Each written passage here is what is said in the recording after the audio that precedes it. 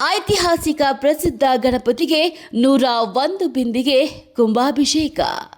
ಹೊಳಲ್ಕೆರೆ ಪಟ್ಟಣದಲ್ಲಿ ಶ್ರಾವಣ ಮಾಸದ ಸೋಮವಾರದ ದಿನದಂದು ಹೊಳಲ್ಕೆರೆ ಪಟ್ಟಣದ ರೈತ ಬಾಂಧವರು, ಮಹಿಳೆಯರು, ವಿದ್ಯಾರ್ಥಿಗಳಿಂದ ಶ್ರೀ ಕಾಲಭೈರವೇಶ್ವರ ದೇವಸ್ಥಾನದ ಬಾವಿಯಿಂದ 108 ಬಿಂದಿಗೆಗಳ ಪೂಜೆ ಮಾಡಿಕೊಂಡು ಚಮಳ ವಾದ್ಯಗಳೊಂದಿಗೆ ಪ್ರಕಾಶ್ ಅವರು ಪಂಜು ಹಿಡಿದು ರಾಜಬೀದಿಗಳಲ್ಲಿ ಮೆರವಣಿಗೆ ಮಾಡಿ ಗಣಪತಿ ಆರ್ಚ್ ಮುಖಾಂತರ ಬಂಡಮ್ಮನ ದೇವಸ್ಥಾನದ ಮೂಲಕ ಗಣಪತಿ ದೇವಸ್ಥಾನ ತಲುಪಿ ಪ್ರತಿಯೊಂದು ಕುಂಭಕ್ಕೂ ಪೂಜೆ ಮಾಡಿ ಹೊಳಲ್ಕೆರೆ ಪಟ್ಟಣಕ್ಕೆ ಒಳ್ಳೆಯ ಮಳೆಯಾಗಿ ಕೆರೆ ಕಟ್ಟೆಗಳೆಲ್ಲ ತುಂಬಲೆಂದು ಪೂರ್ಜನ್ಯ ಜಪ ತಪ್ಪಿಸಿ ಹೊಳಲ್ಕೆರೆ ತಾಲೂಕು ಸಮೃದ್ಧಿ ಆಗಲಿ ಎಂದು ಪ್ರಾರ್ಥಿಸಿ ಶ್ರೀ ವೀರಯ್ಯ ರುದ್ರಯ್ಯರಿಂದ ಪೂಜೆ ಮಾಡಿಸಿ ಮಹಾ ಮಂಗಳಾರತಿ ಮಾಡಲಾಯಿತು.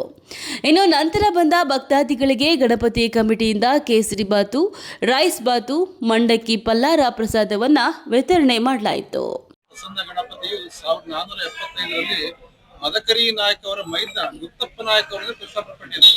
ಗಣಪತಿ ವಿಶೇಷತೆ ಏನಂತ ಹೇಳಿದ್ರೆ, ಕೆಳಗಡೆ ಶಿವಲಿಂಗ ಇದೆ, ಹಿಂಭಾಗ ತಾಯಿ ಸ್ವರೂಪದ ಪಾರ್ವತಿ ಜಡೆ ಸ್ವರೂಪ ಇದೆ, ಎಡಭಾಗದಲ್ಲಿ ಉಗ್ರ ನರಸಿಂಹ ಅವತಾರದ ವಿಗ್ರಹ ಇದೆ. ಒಂದೇ ವಿಗ್ರಹದಲ್ಲಿ ಸಹ 4 ವಿಗ್ರಹಗಳು ಇದೆ. ಅದು ನಮ್ಮ ಕರ್ನಾಟಕ ರಾಜ್ಯದಲ್ಲಿ ಸಹ ಎಲ್ಲೂ ಸಹ ಇಲ್ಲ. 19 ಅಡಿ ಗಣಪತಿ ಅಂದ್ರೆ ಏಕೈಕ ಗಣಪತಿ ಅಂದ್ರೆ ಹೊಳಲ್ಕೆರೆ ನಗರದಲ್ಲಿ ಇರುವಂತಹ ಗಣಪತಿ.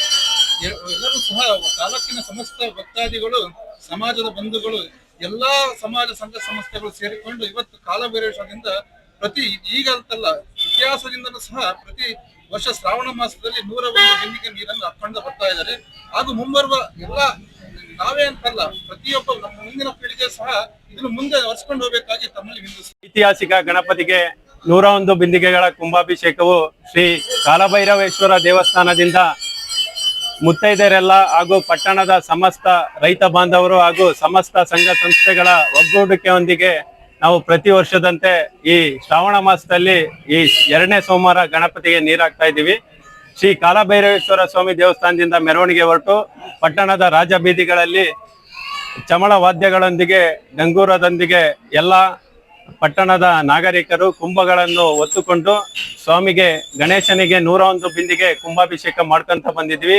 ಇದರ ವಿಶೇಷತೆ ಏನಿದೆ ಅಂದ್ರೆ, ಇಲ್ಲಿ ನಮ್ಮ ಪಟ್ಟಣಕ್ಕೆ ಮಳೆ ಬೆಳೆ ಚೆನ್ನಾಗಾಗಿ ಪಟ್ಟಣ ಎಲ್ಲ ಸಮೃದ್ಧಿ ಆಗಲಿ, ಪಟ್ಟಣಕ್ಕೆ ಉತ್ತಮ ಎಲ್ಲ ವ್ಯಕ್ತಿಗಳಿಗೂ ಕೂಡ ಆರೋಗ್ಯ ಎಲ್ಲ ಚೆನ್ನಾಗಾಗ್ಲಿ ಅಂತ ಹೇಳಿ ನಾವು ಪ್ರತಿ ವರ್ಷ ಮಾಡ್ಕೊಂತ ಬಂದಿದ್ದೀವಿ.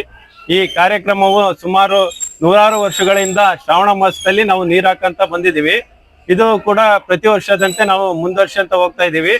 ಇಲ್ಲಿ 101 ಬಿಂದಿಗೆ ಕುಂಭಾಭಿಷೇಕ ಗಣೇಶನಿಗೆ ಅರ್ಚನೆ ಮಾಡಿದ ನಂತರ ಪ್ರತಿ ವರ್ಷ ಕೂಡ ನಮ್ಮ ರೈತರೆಲ್ಲ ಎಲ್ಲರಿಗೂ ಗೊತ್ತಿದೆ, ಇದೆ ಕೆರೆ ಕಟ್ಟೆಗಳಿಗೆಲ್ಲ ಸಮೃದ್ಧಿ ಮಳೆಗಾಲ ಆಗಿರೋದು ಅದು ವಾಡಿಕೆ ಇದೆ ಹಿಂದಿನಿಂದಲೂ. ಅದು ಕೂಡ ಮುಂದುವರಿತಾ ಬಂದಿದೆ. ಹೀಗೆ ಎಲ್ಲ ಸಂಘ ಸಂಸ್ಥೆಗಳು ಒಗ್ಗೂಡಿಕೆಯೊಂದಿಗೆ ಮುಂದಿನ ದಿನಗಳಲ್ಲಿ ಇದನ್ನ ಮುಂದುವರ್ಸ್ಕೊಂಡು ಹೋಗಂತ ಈ ಗಣಪತಿಗೆ ನೀರು ಹಾಕೋದನ್ನ ನೆರವೇರಿಸೋಣ ಅಂತೇಳಿ ನಾನು 2 ಮಾತನ್ನು ಮುಗಿಸ್ತೀನಿ.